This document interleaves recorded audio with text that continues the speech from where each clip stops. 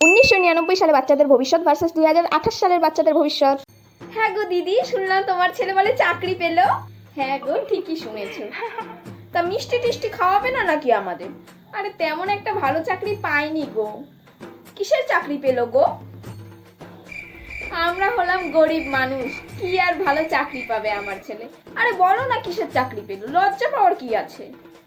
তেমন একটা ভালো চাকরি না, সরকার থেকে ব্যাংকের চাকরি। ব্যাংকের চাকরি? ছোট চাকরি? আমার ছেলেটা তো জানোই, ছোটবেলা থেকেই পড়াশোনা নিয়ে কতটা দায়িত্বশীল। ওকে পড়ার কথা বলতেই হতো না, দেখতে না সবসময় ক্লাসে ফার্স্ট হতো। ও তো ডাক্তারি নিয়ে পড়তে চাইছে, কিন্তু এখানে তো ভালো তেমন কলেজই নেই, তাই ভাবছি ওকে বিদেশে পাঠাবো।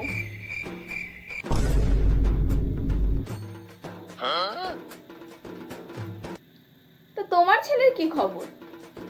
আরে আমার ছেলেটার কথা আর বলো না, সারা দিন পাড়ার ছেলেদের সাথে গিয়ে আড্ডা মারে।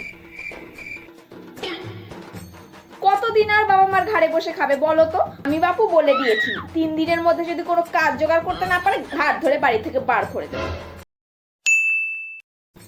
এই লিজা, তোমার ইনস্টাগ্রাম আইডিতে দেখলাম 1 মিলিয়ন ফলোয়ার কমপ্লিট হয়ে গেছে, কি করে করলে গো? তুমি জানোই না আমার আইডির রিচটা এত কমে গিয়েছিল না, আমি তো খুব টেনশনে ছিলাম। তারপর কটা ছোট ছোট জামা কাপড় পরে নাচানাচির ভিডিও দিলাম, বাস 1 মিলিয়ন কমপ্লিট। এই পু, তোমার ছেলের কি খবর?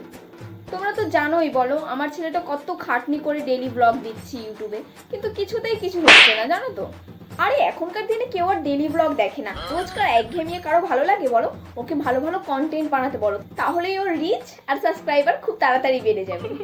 এই না, তোমার ছেলের কি খবর? আর বলো না, খুব টেনশনে আছি।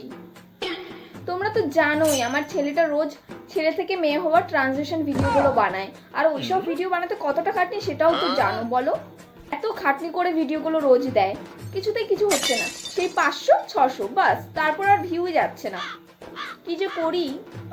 তোমাদের ছেলে তো তাও কিছু একটা করছে, আর আমার আদ্দামরা ছেলেটা বলে কি না পড়াশোনা করে চাকরি করবে।